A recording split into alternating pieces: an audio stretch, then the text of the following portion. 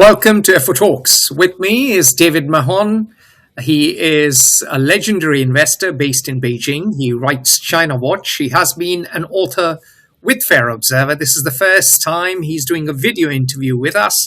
I hope this is the first of many. Today we'll be discussing the Chinese economy. And if you follow the Chinese economy as we have done for many years, and as many have done around the world for many years, there are parallel stories you get to hear. Very broadly, very crudely, let me summarize the two stories one hears in Washington, D.C., in New York, and even London. Well, story one, China is the new electro-state. It is the manufacturing superpower. It is one of the two AI superpowers. China is the future. China has bet on emerging technology, and China has a degree of innovation no one else can match. And China is gobbling up commodities from around the world. Ipso facto, the future is China. The future is red. Story two, which one hears more in America than elsewhere, is very simply, look at the collapse of the real estate bubble.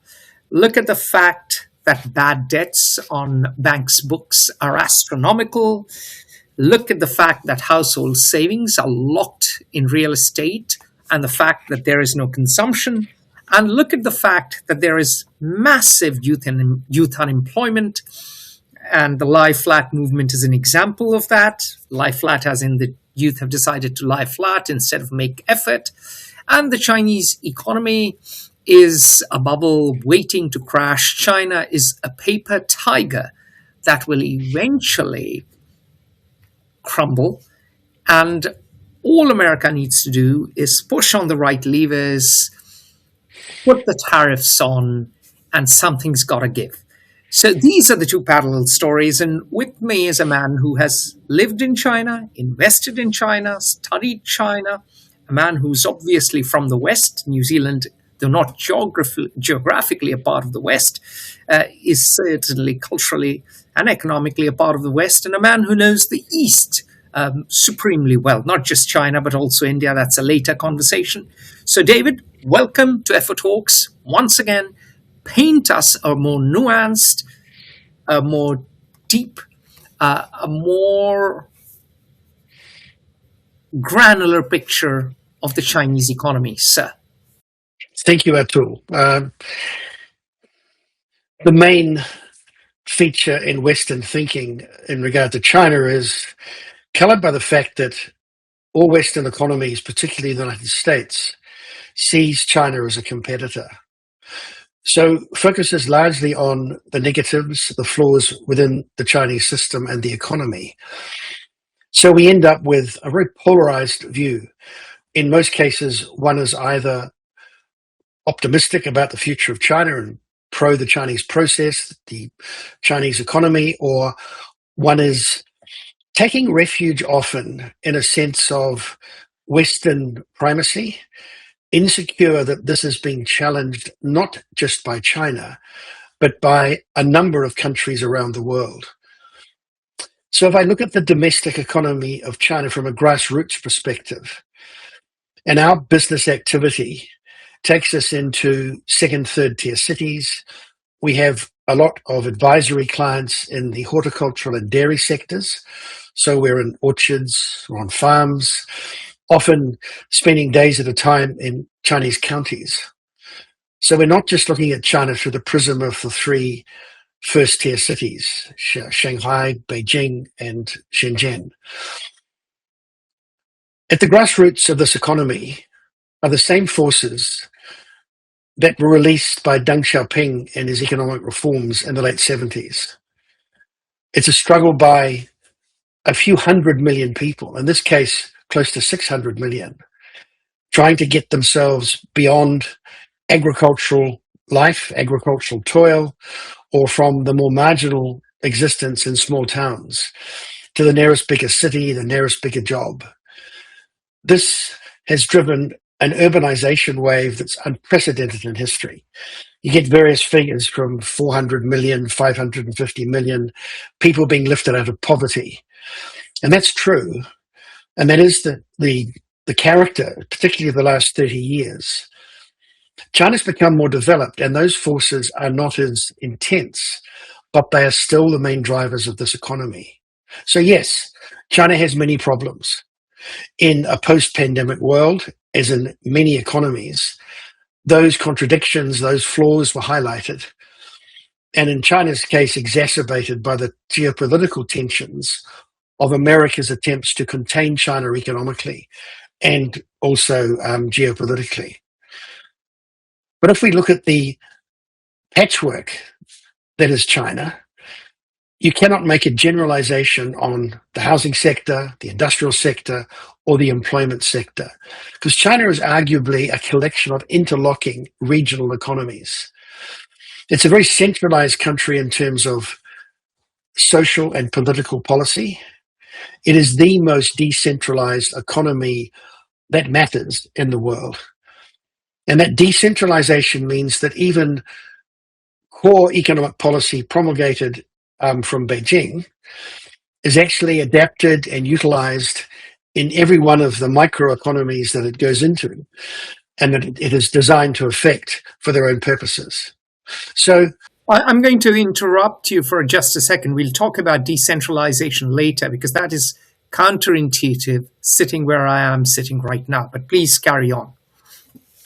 So, yes, there is a burden of debt on local administrations, whether it's a provincial balance sheet, a city or a county balance sheet. But the sources of, or the origins of that debt is not overspending, it's not profligacy, it's not local economies grogging on easy credit to deliver the growth that every Chinese political official is basically supposed to meet as a major KPI. And that's true, they are supposed to bring GDP growth.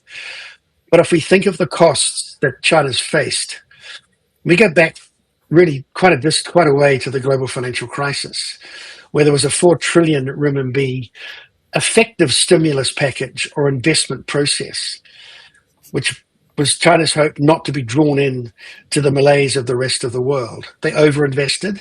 They did the perception of China's exposure to the global financial crisis, but it created a lot of debt in local governments and in state-owned industries. So the residues of that, and they were considerable, were still there when the pandemic hit, when China went into another period of stimulus. But the stimulus wasn't money from the center.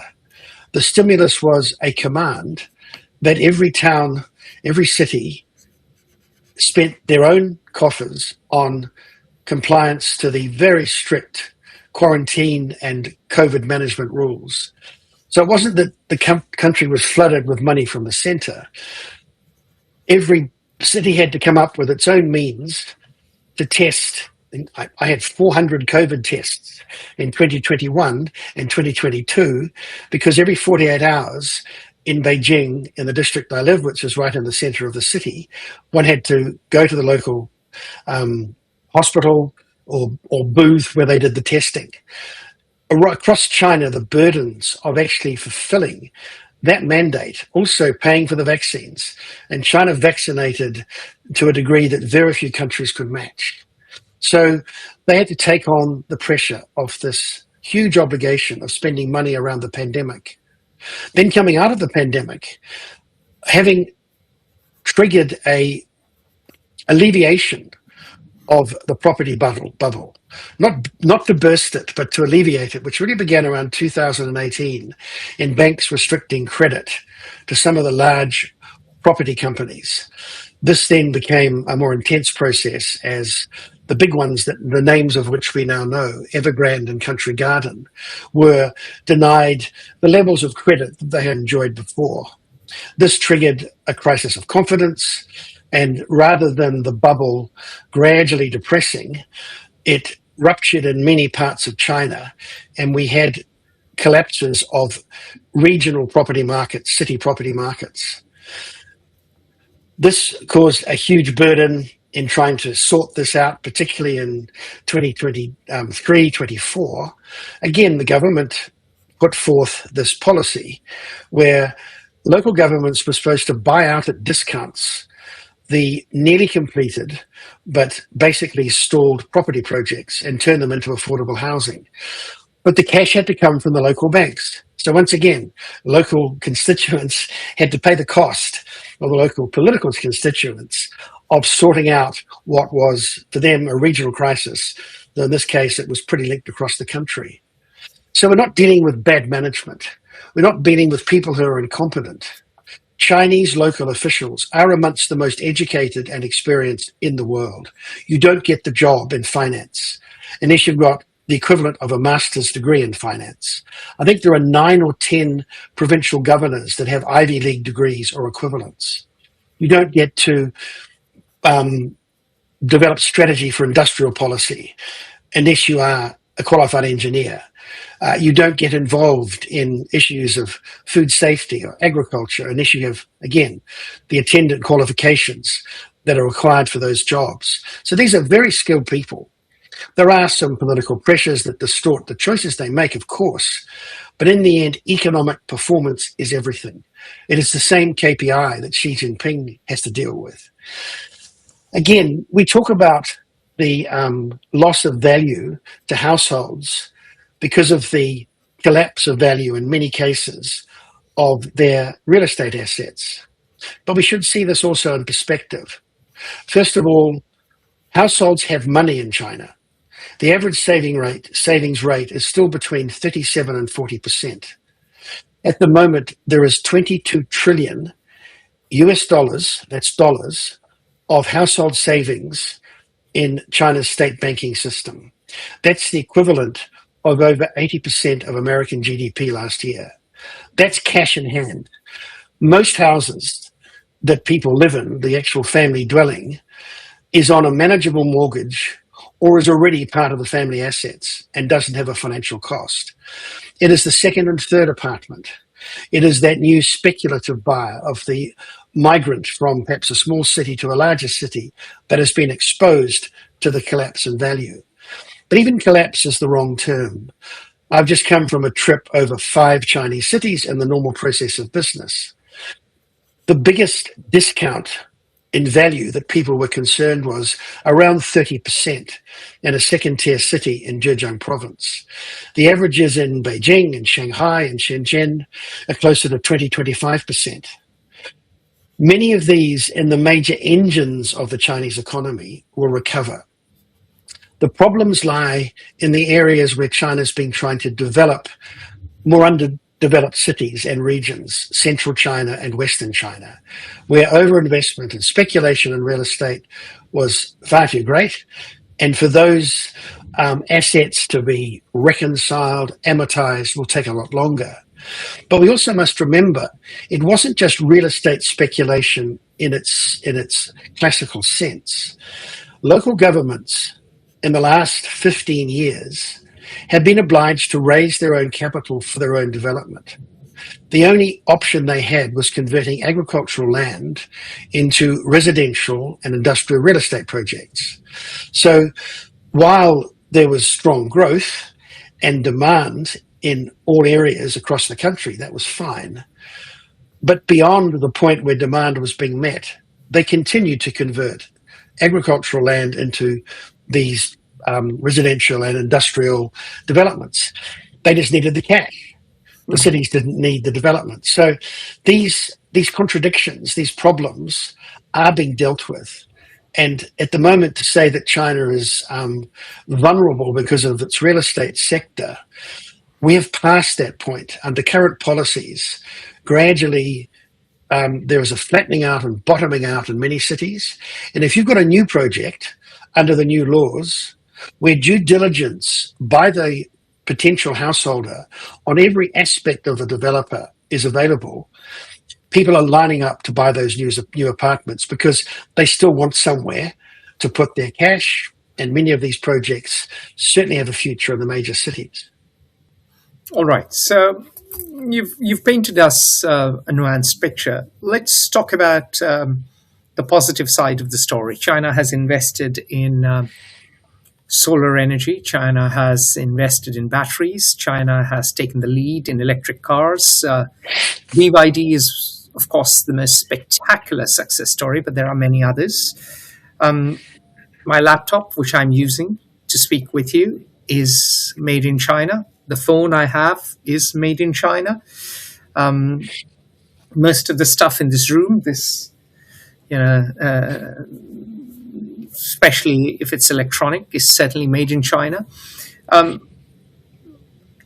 But we are now living in a new world not just in terms of protectionism, not just in tariffs, not just in talks of nearshoring and reshoring, but also new technology, robots. Is the export-led growth model that Deng Xiaoping kicked off in 1978, it does not matter if a cat is black or white as long as it catches mice, can that story still hold? It was an export-triggered model. And soon after, by the time we got to the mid-90s, Yes, sir. although Chinese trade account was very healthy, the most important aspect was the development of domestic demand and domestic growth. And that's where we graze on a very sensitive subject. The West is in difficulties. The world's Western and developed economies have been driven by consumption and growth, not investment, not savings.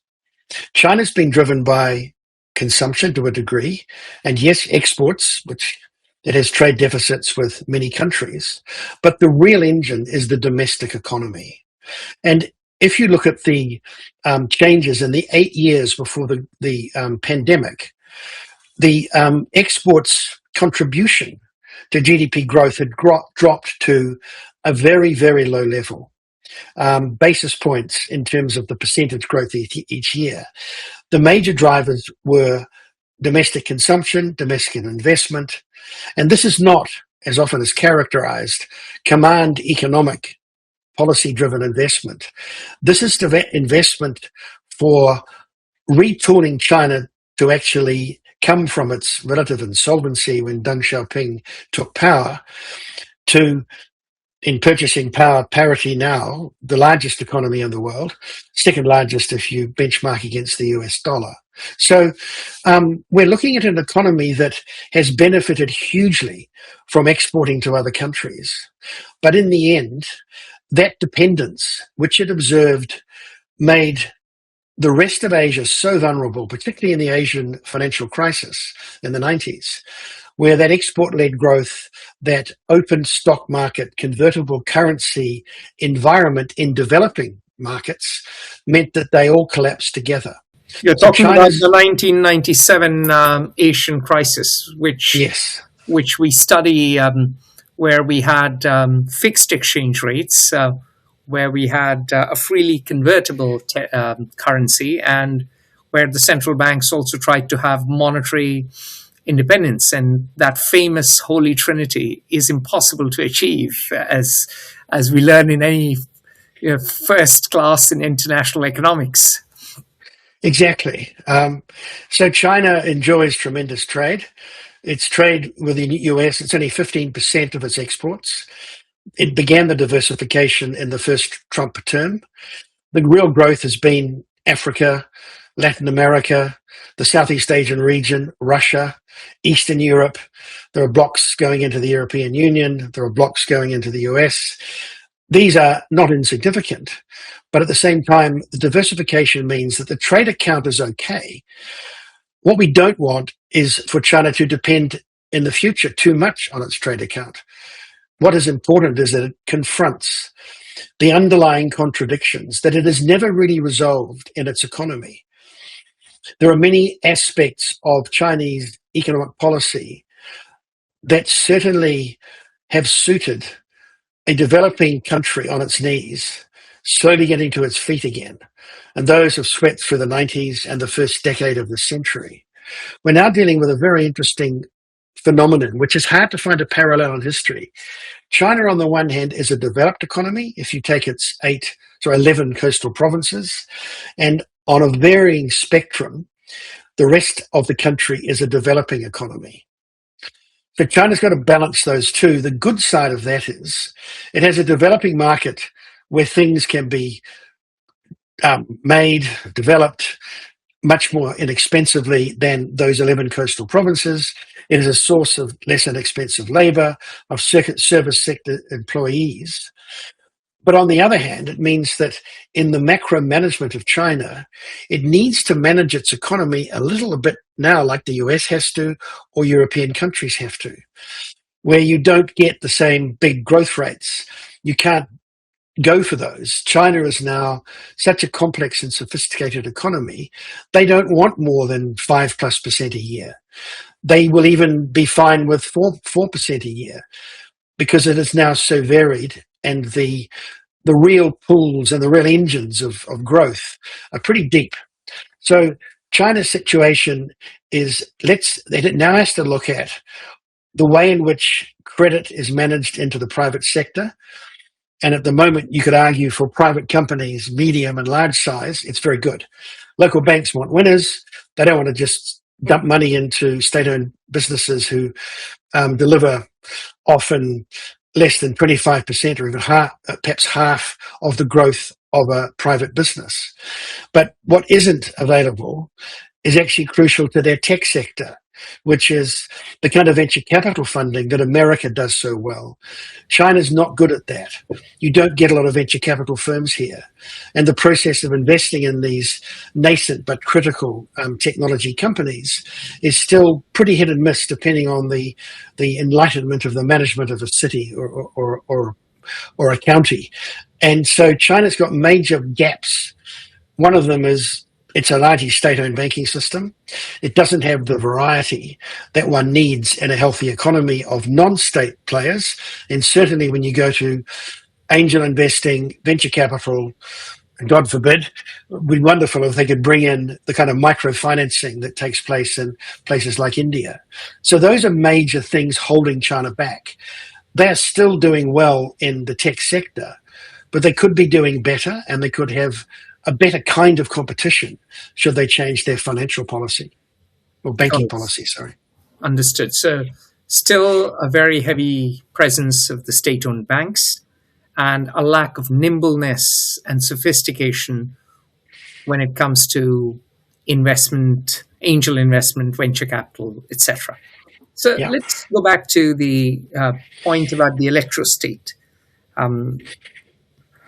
Has China won that battle now? Is China destined to be the first of the clean energy states? It's on the path to doing so. 70% of all energy generated in China is now renewable. This is a sector we're very involved in, and it has an interesting history and a very interesting present. The history is a good case study for how do you develop a sector where originally the demand is low, margins are questionable. Well, it's government policy. This is where Beijing does do well. They have strategic economic policies for the country. We don't have these in the West, in America and New Zealand. It's all about electoral cycles. It's about winning the next election. It's about winning the confidence in a rather theatrical sense in the individuals that are the representatives of the democracy.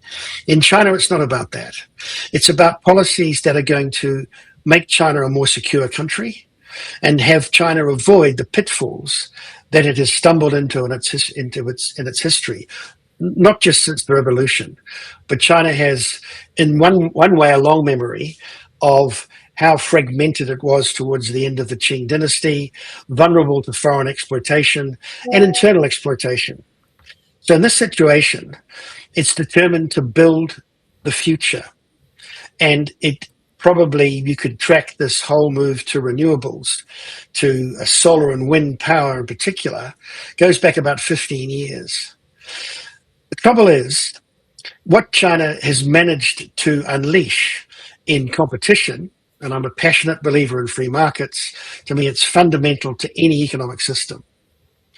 But unleashing these forces of competition in what was still largely a developing market, the intensity of competition, the unregulated, ungoverned nature of investment in these major objectives set by Beijing for a good outcome, to develop renewable energy for China. China doesn't have the oil reserves that other countries have. Its main oil reserves are up in the west of China. They were disrupted when the Himalayas came through the surface of the earth. So they're not in big pools. They bleed through veins under the desert. And you don't know whether you've got a week of oil or a year of oil. So it's very expensive to extract oil in China. There are also fields up in the northeast of China.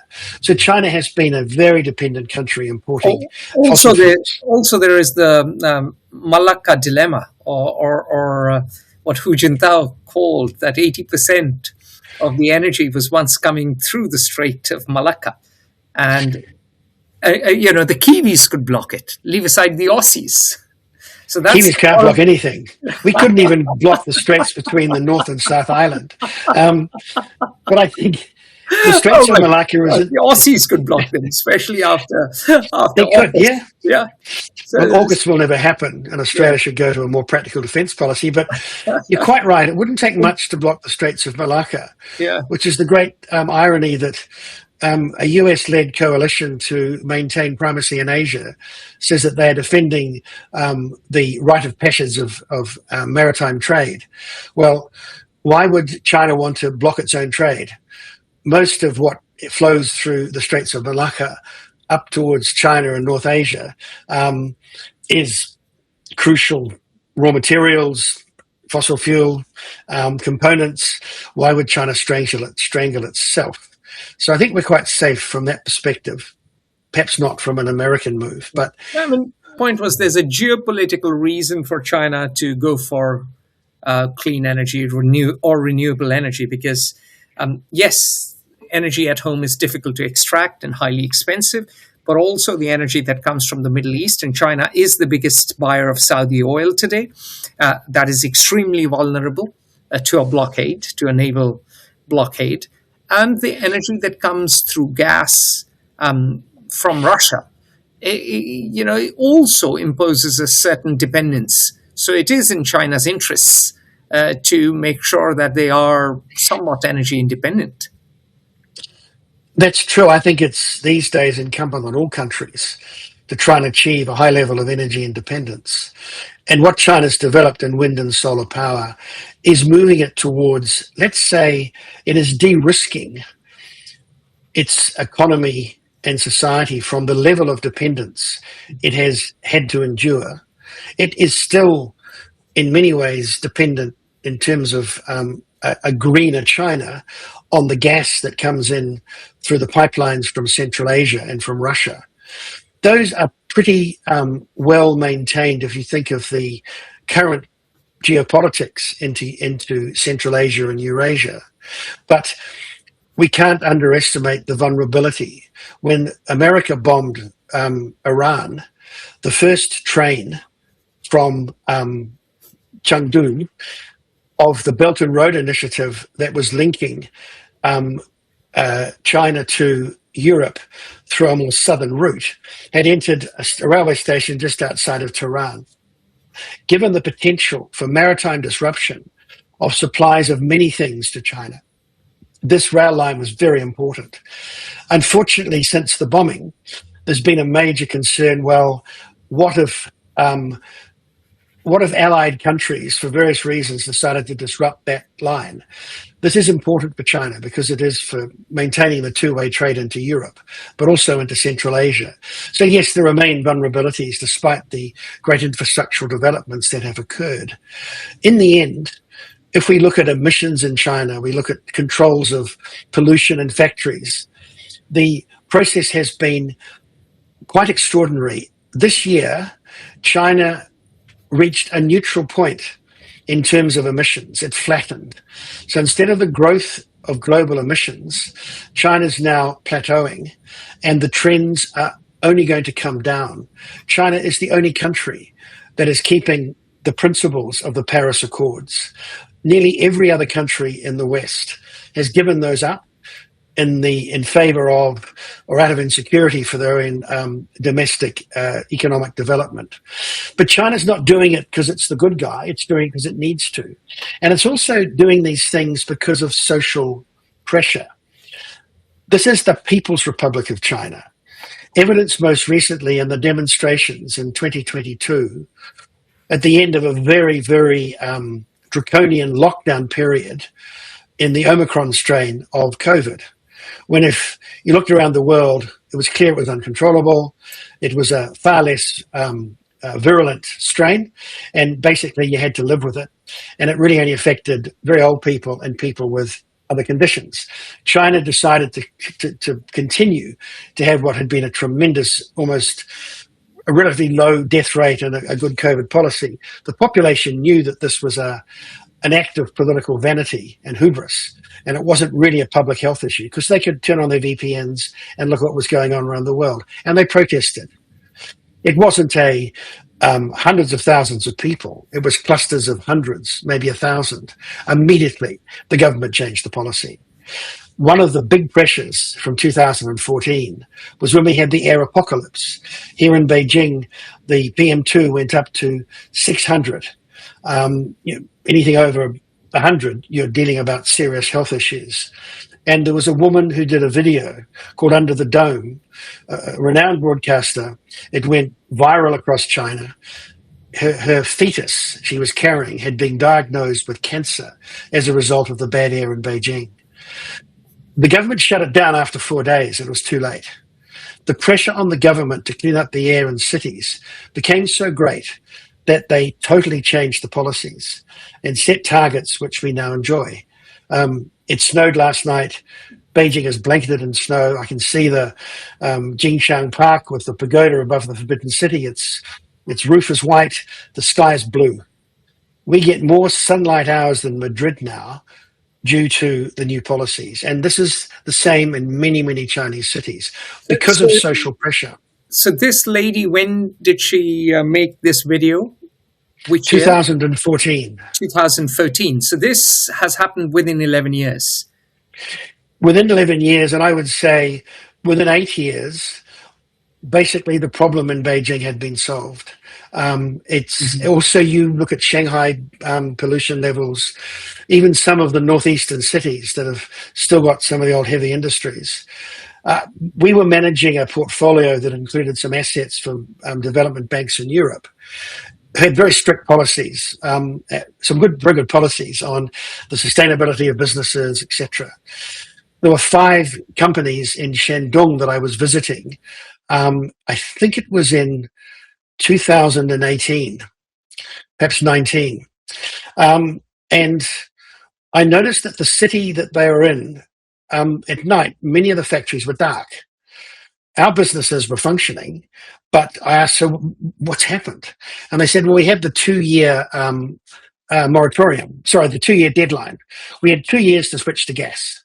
The pipes were coming into our city. We had to basically retool our energy systems in our factories to use the gas and no longer use coal or be linked to a coal-fired station. It was so absolute that only those, and was in the case for all the provinces around Beijing.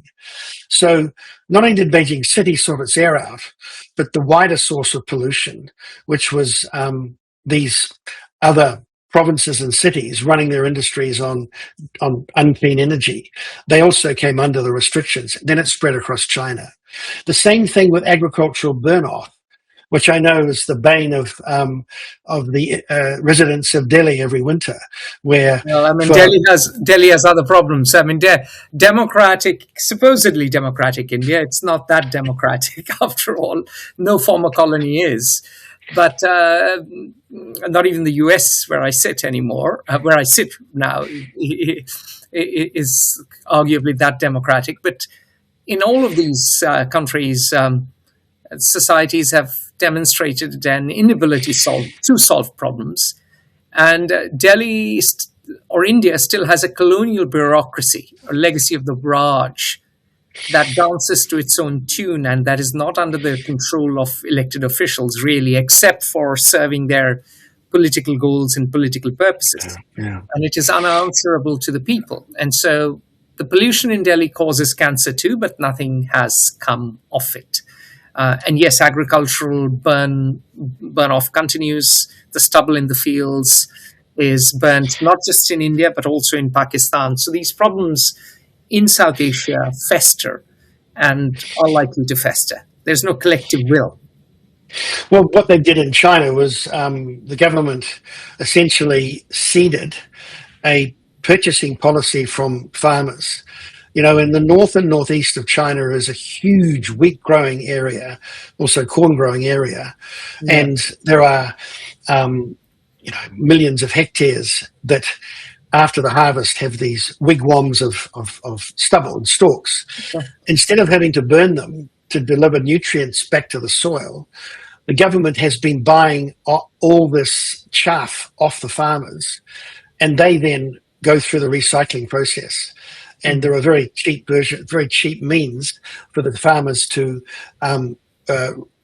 put nutrients back into their soil. So there's a new cycle, which is a commercial business with profits and margins that have taken care of what had been an agricultural flaw or yearly kind of problem. So, you know, there are means of doing this. And I think the balance is, because the problem with China is still that the means by which the people's voice can be heeded and heard, which for any government, whether you're in an authoritarian country as we are here, or whether you are in a democracy as New Zealand is how do you make sure the government listens to the people?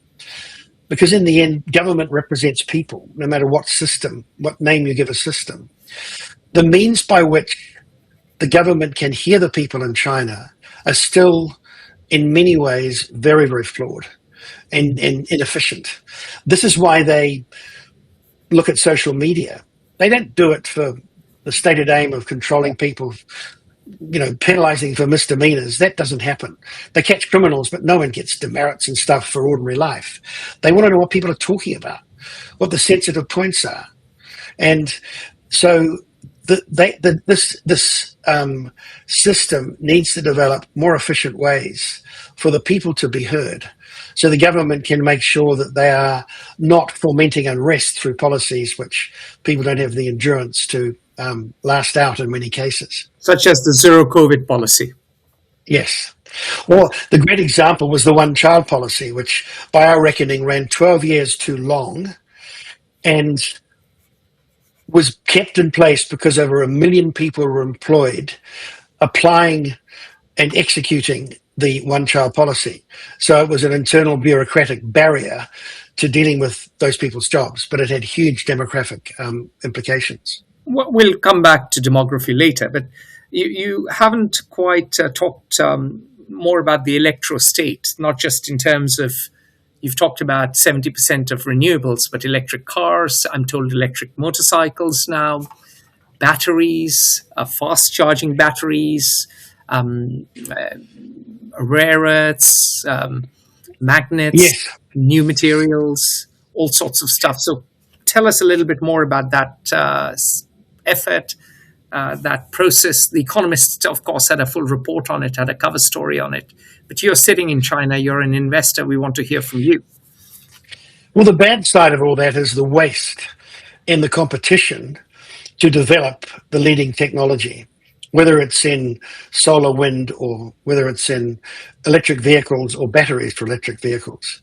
And there is still a vociferous competition where everyone is trying to get the same edge that BYD enjoys. And when you look at that market, you look at what has been wrong with the Chinese economy and market in general. The competition's too loose, and so there's a great waste. Nonetheless, they have developed a handful of industry leaders. And the interesting thing about this whole evolution in China is that this is not an area where in some ways China will go on dominating. This is an area where the West can meet China in competition globally. because technology, AI, which is such an important application in any technological development these days, is a new era for humankind. In the past, technology was replacing the application of human brawn, muscle, effort, labor. And so we had mechanization. In the end, more and more jobs were replaced by machines. A lot of menial and dangerous labor was replaced by machines. So technology, since the Industrial Revolution, has played a critical role in bringing a greater growth to economies and removing the drudgery of people's lives, even household lives, whether it's dishwashers or ovens or air conditioners. Now we're in an age where it's cognizance that is being enhanced by technology. What China has done is an intellectual engineering revolution, something America has led the world in so many spheres, and well could again. And so could any of the European countries. So could that matter Australia or New Zealand, because you are dealing with the thing we all have, which is an intellect. And you're dealing with something that doesn't fundamentally rely on cheap labor. And it doesn't always rely on mass production. The application in one's own domestic market does lend a tremendous advantage. And China has that. It has that above all other countries, perhaps other than perhaps India or Indonesia in the region. And I'm very interested to see how India responds to the challenge of, it's not just about cheap labor anymore, it's about smart people. And India is not lacking in engineering expertise and endeavor. So what I like about where China's arrived is that, yes, it's made this a more sustainable, stable economy. It's moved away from the things, in part, that China can be now competed with by many other developing countries, which is low-cost manufacturing. But it's in an era where the competition with that and development of counter brands, even in the motor vehicle sector, is highly possible. So some of the elements, yes, like rare earths are a particular one, are critical to this process, but rare earths aren't rare. Rare earths are just difficult to extract. They're dirty, they're expensive. Australia can get, as it is beginning to do, get more involved in the extraction of rare earths. Many countries can. So this idea that we're in a zero-sum game of this Thucydides trap economically, where one will dominate and America will fight every inch of the way, I don't see that as the future. I see a number of countries doing what China has done with the West, which is learn the ways of the West and develop the brands, the technology. And I think China will be met with counterparties, partners. If other countries are smart, bring in the electric cars, bring in the windmills and the solar panels. But if you're big enough, do what China did in the 80s and 90s and say, right, but you must have a joint venture here. I need a battery manufacturing joint venture to have replacements for my BYDs, I being perhaps Australia. So this is the time when China's open to negotiations because it is so isolated geopolitically. So you don't think it'll be the dominant electrostate? You think that this technology is easily replicable anywhere else, and Europe and the US, as well as countries like Australia and India, could match China pretty quickly? I give it a 40% chance they can match, only because none of these countries have long-term industrial and commercial policies. They're too reactive.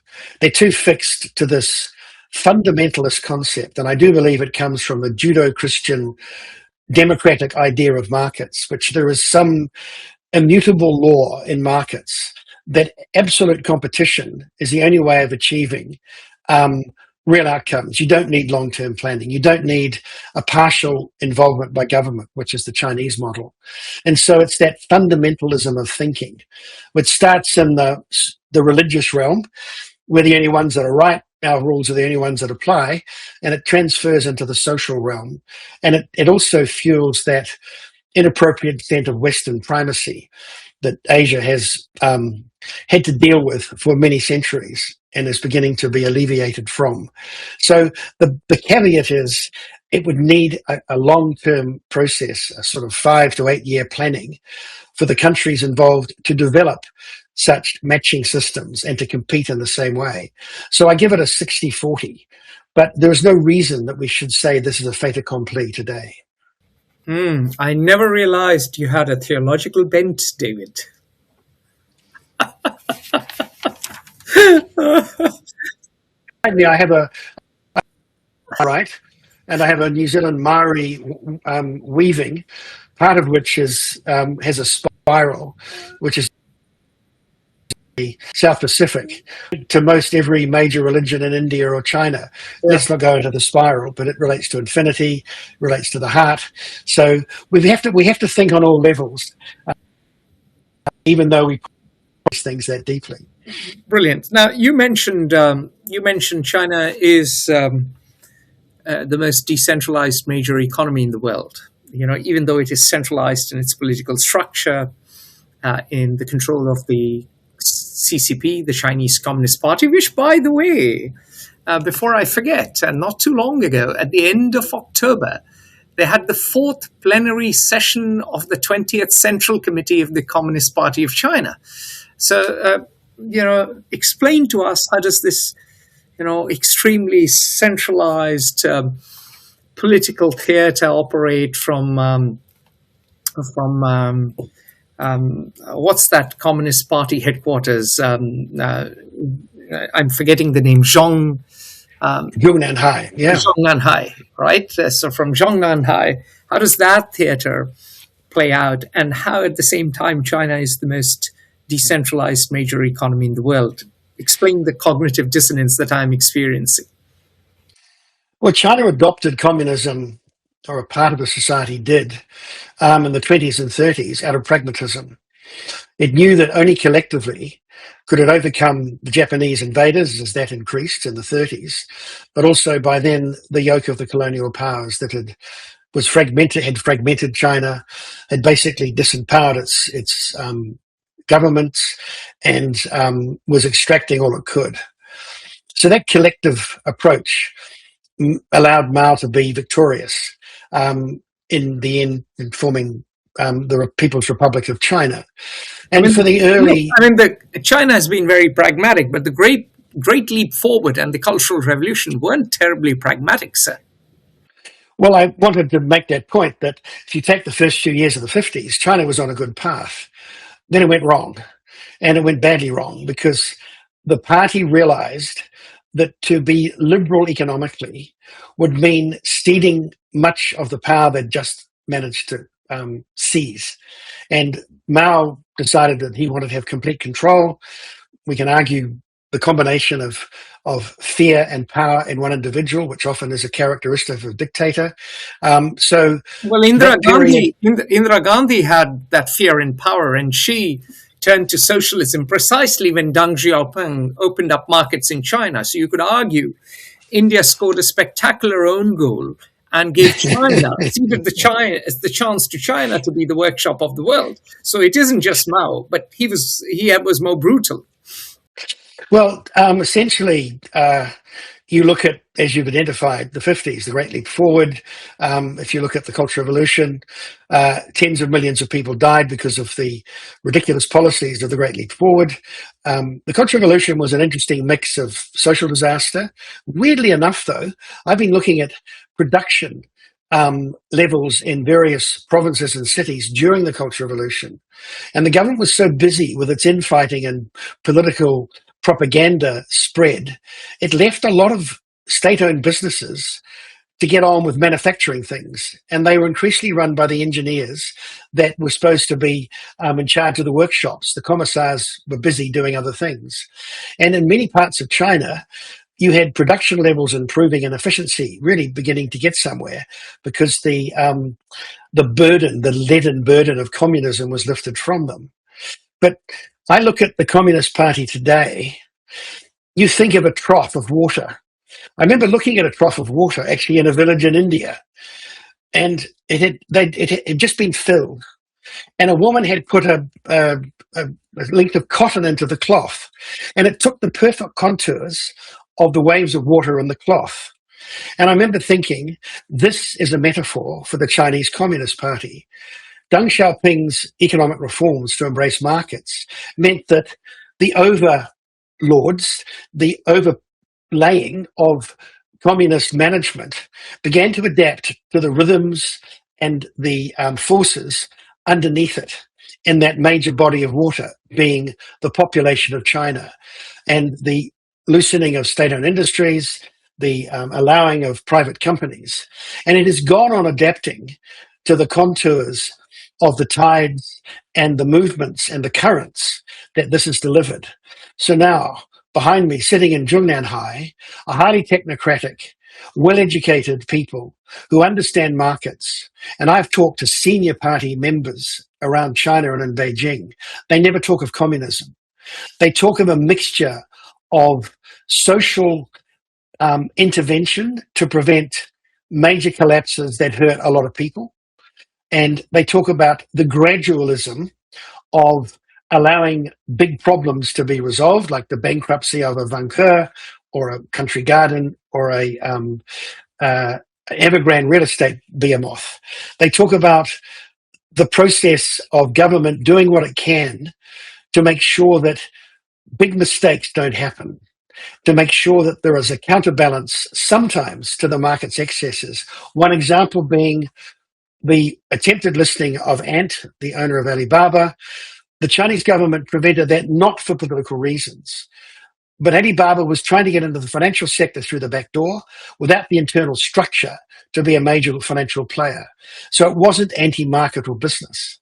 This is a government that has more faith in free markets, more faith in globalization, and more avowed dependence on the medium-sized private companies of an economy than you'll find in many others. So this fabric that is the Chinese Communist Party has adapted into something which is no longer communist. It has socialist aspects, and looking at a country of this scale, one can argue some of those are needed. On the other hand, it has a very free market mindset.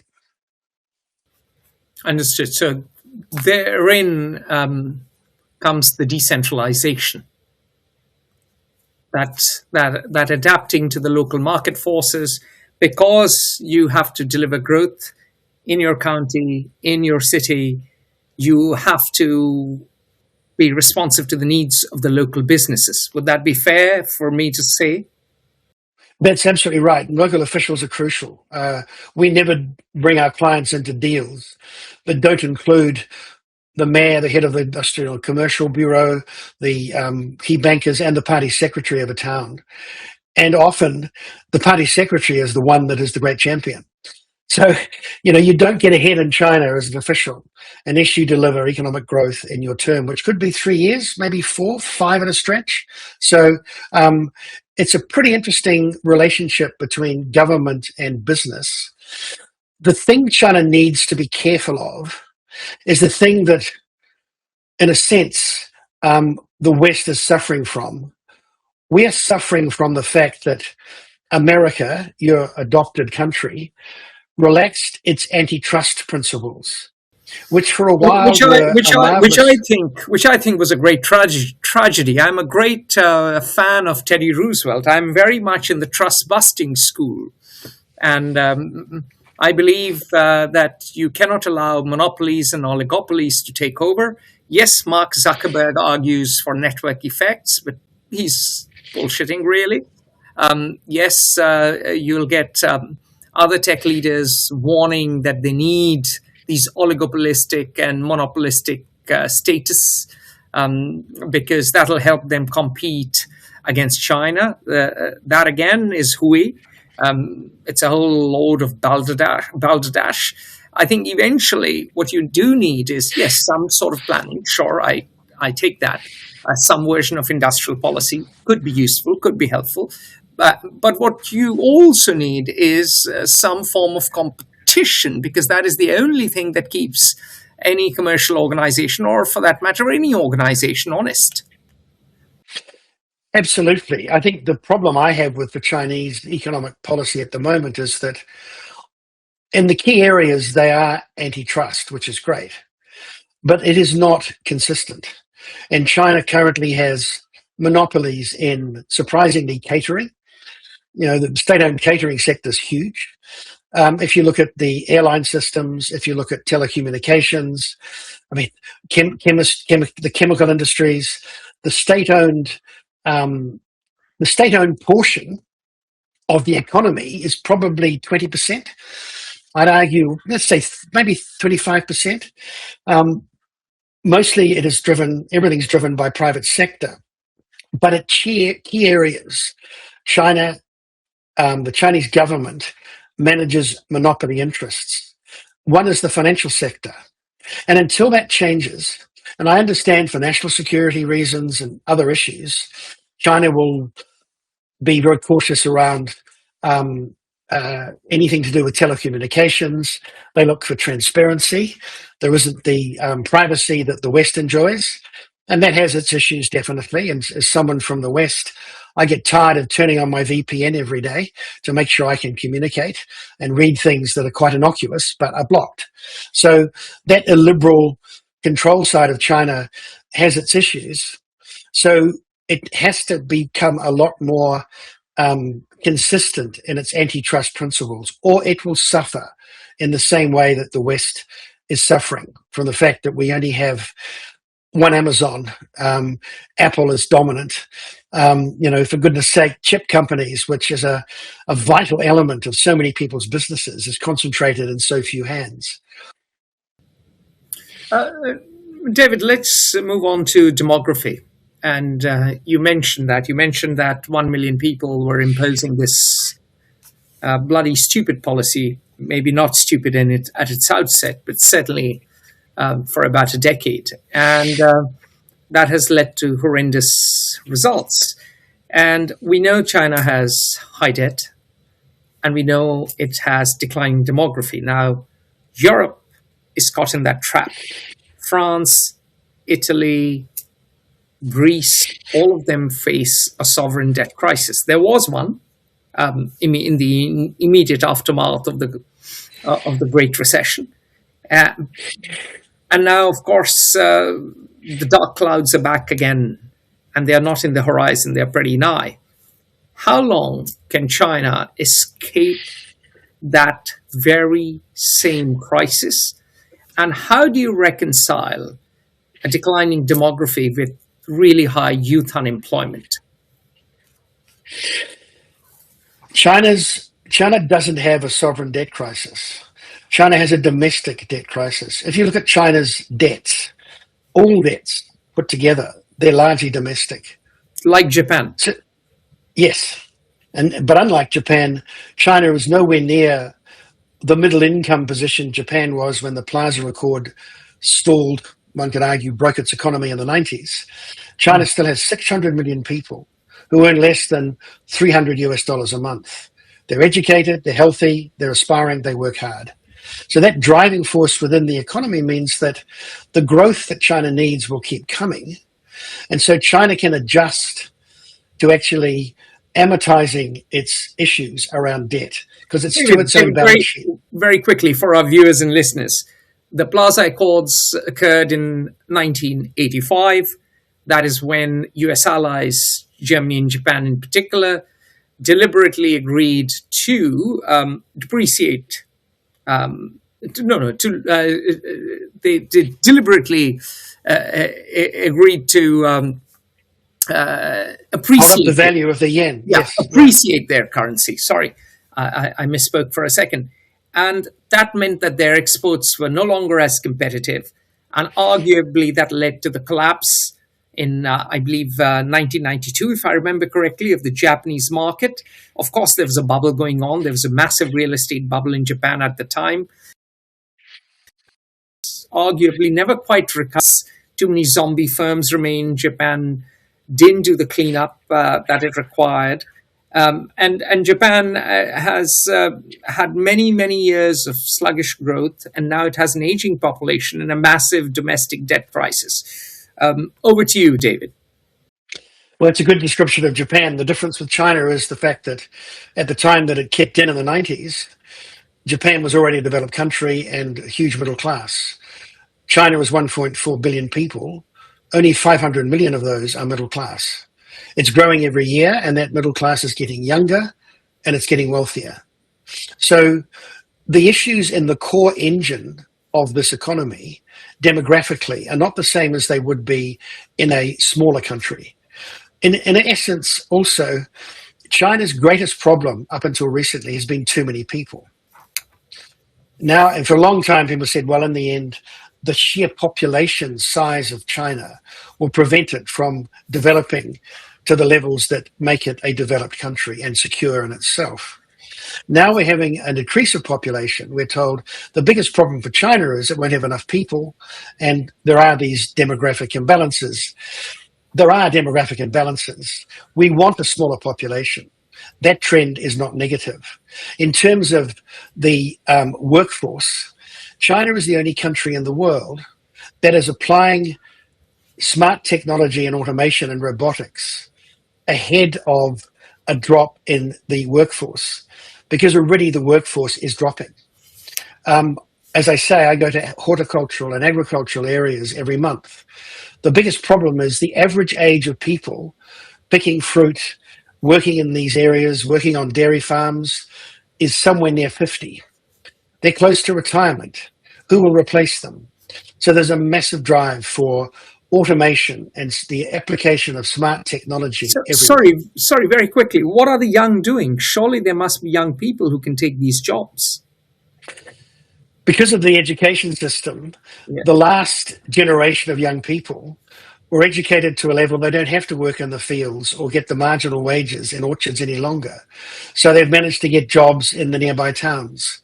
So in a sense, But there by is massive youth unemployment, surely. there is very large youth unemployment. And if you look at the dynamics of that, it's the same dynamic that we face globally, where the generation of parents that encourage their children to study X, that have qualified, let's say, in the last decade, they were studying the degrees perhaps of their parents' preference or of the previous economy. They weren't studying for the future. And China ended up educating too many lawyers, too many accountants, all respect to both the lawyers and accountants. And in many cases, people with, I would say, marginal engineering skills. There's a great number of people, nonetheless, that do have all those skills that are constantly fueling the workforce. One of the other troubles is that the jobs for those people with the right degrees are not necessarily in the first tier cities, where the concentrations of these unemployed middle class kids are. What their parents would have done is gone to another city and taken a job. There are jobs. There are 25 million manufacturing jobs. And I'm not saying this is someone standing by a lathe putting in a sheet of metal every 30 seconds. This is people operating robotic systems, looking at computer screens, doing smart stuff in factories. There are 25 million jobs to be filled in the next 12 months in manufacturing. So the job, it's not that there aren't jobs for people, it's that people, young people in many cases, have been educated in the wrong way. And this drive for let's get as many university degrees into the system as we can was a problem of the misperception in most countries, where we vaunt the so-called intellect that gives us an economics degree, and we don't have the same respect for something more vocational and something more practical in the engineering sector. China's now remedying that with more vocational options in its tertiary education system. So there are problems, and these problems will Will take China time to succeed? work out. Will China succeed in that direction? It has no choice. The current government cannot afford to have high levels of unemployment. That will lead to social unrest. And the one principle for the Chinese government is social stability and security. And at the moment, that's been highly successful. Sometimes it comes at the expense of personal liberty. It comes to expense sometimes of economic growth, but it's a one principle. So if I've got a factory in Zhejiang province and I'm trying to downsize my factory, the local government will give me preferential tax breaks. It'll give me a delay on paying for some new land for development so I can continue to employ people. So this is where the social side of things comes in and interacts with the private sector. The trouble is a lot of businesses make the choice sensibly. They have to cut numbers. They're not making enough money. Why would you lose your business keeping 20% of a workforce that you can keep 80% by making the 20% redundant? There's a contradiction here. Many of those workers come from rural areas, and when they go back to those rural areas, they're not recorded as unemployed. They're recorded as having gone back to their natural vocation. Well, these are the kids that really don't work on the land. They don't have the experience, and they've come back from doing maybe service jobs in cities or maybe things that are more sophisticated. So they may struggle in some of the smaller areas for employment. But actually, what the diaspora created by the COVID shutdown process, when so many people went back to their home provinces, was that there was work there. The cost of living was lower. Instead of not affording a house in Ningbo or Hangzhou, they could afford a house in a second-tier city in Sichuan province or in Henan province. So that's been an interesting phenomenon, that there are jobs in these lower-tier cities, and in the end, by necessity, some workers will go there. But this is an economy which an economist I have a lot of respect for, Jin Ke-yu, who is the chair at the London School of Economics, for economics, talks about the mayoral economy in China, this is an economy run by local mayors who set initiatives and make plans. There is a city just south of Qingdao in Shandong province of Rizhao. The mayor of Rizhao, a woman, has made a real effort in the last 2 years to attract skilled graduates in good vocational occupations to help shift her city's focus industrially to higher technology. She's been very successful. So if you're between 25 and 40 and you have a good education, good experience, or even you're a graduate in something critical, you get a 30% grant to buy a house in an apartment in that city, and many other benefits, such as immediate residency, so your kids can access local schools, the local health care system, the whole welfare offering. So this is where, again, competition comes into it. So with the demographic imbalances, there's going to be a competition for skilled people, and there's going to be a motivation for the less skilled people to qualify to go places where they're welcome.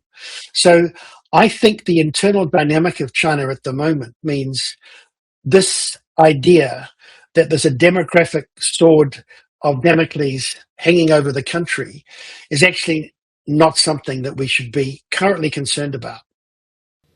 So debt is manageable and demography is not a disaster.